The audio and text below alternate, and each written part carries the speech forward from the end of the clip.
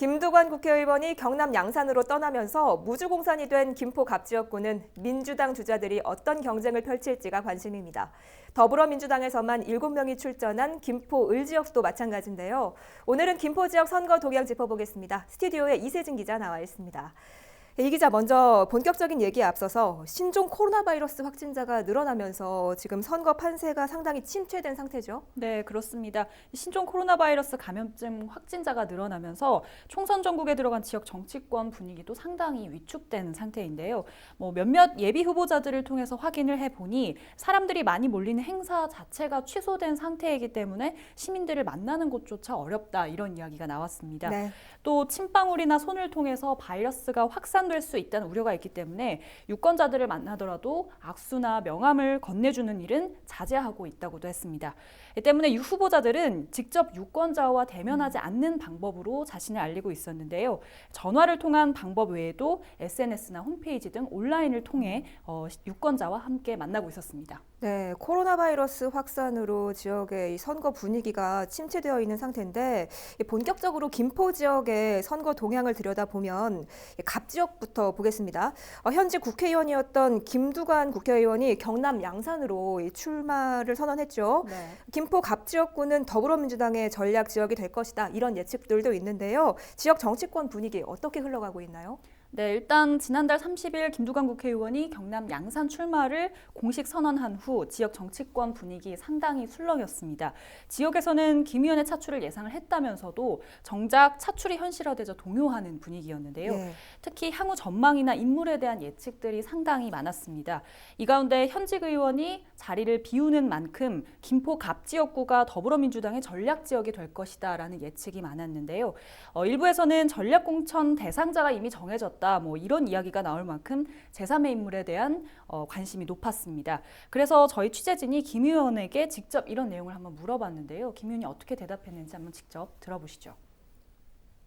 제가 이제 어렵게 결정을 최근에 했기 때문에 이제 현역 국회의원이 빈 곳이 이제 김포갑이 되잖아요. 그래서 당에서 아마 전략 단위에서 고민을 많이 하고 있는 것으로 알고 있고 후보에 대한 검증들을 하고 있겠죠, 당연히. 그래서 좋은 후보를 전략 공천하거나 또 지역에서 선택하거나 그렇게 면밀히 살펴보고 있다고 들었습니다. 네, 이렇게 김 의원은 여러 가능성에 대해서 언급을 했는데요.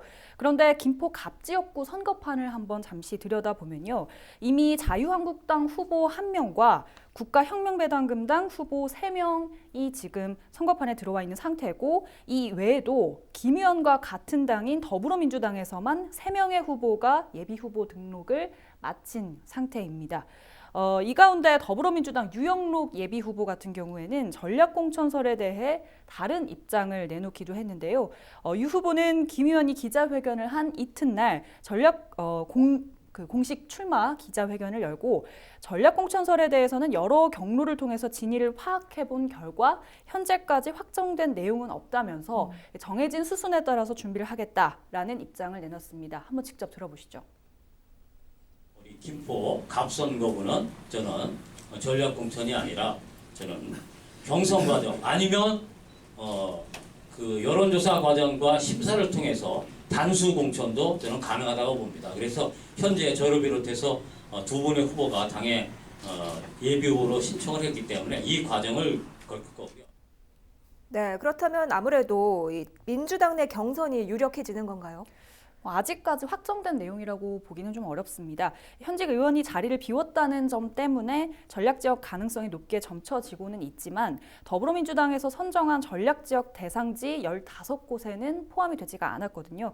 또 당내에서 예비후보 등록을 마친 후보들이 이미 3명이나 있기 때문에 상황은 조금 더 지켜봐야 하지 않을까 싶습니다.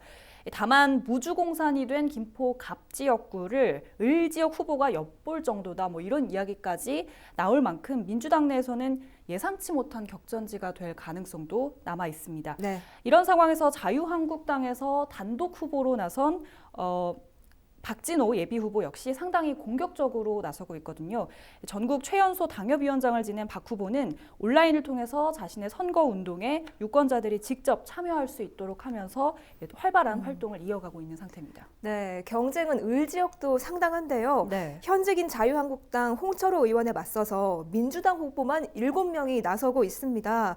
모두 본 후보로 뛴다면 경쟁이 상당하겠네요. 네, 보수 텃밭이었던 김포 을 지역구는 최근 수도권에서 젊은 세대가 많이 유입이 되면서 표심을 읽기가 어려운 곳이기도 합니다.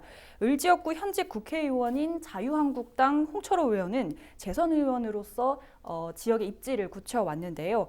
자유한국당에서는 홍 의원을 제외하고는 이번 총선에서 이렇다 할 인물이 거론되지는 않고 있습니다. 나머지 예비 후보들을 좀 살펴보면요. 국가혁명배당금당 3명을 제외하면 모두 더불어민주당입니다. 모두 7명인데요. 후보군이 많아서 시민들도 혼란스럽다라는 이야기가 나올 정도입니다. 2월 말에서 3월 초 정도가 되면 이들 후보군도 점차 좁혀지지 않겠냐 이런 이야기가 나오고 있는데 민주당 후보들의 공천 적합도를 묻는 여론조사는 이미 진행이 됐고요. 여론조사를 바탕으로 이달 면접이나 공천 심사가 이뤄지면 이르면 2월 말 이후 후보군이 2-3명 정도로 좁혀지지 않을까 싶습니다. 네, 알겠습니다. 오늘은 여기까지 듣도록 하겠습니다. 지금까지 이세진 기자와 김포 지역 선거 동향 짚어봤습니다. 이 기자 수고했습니다.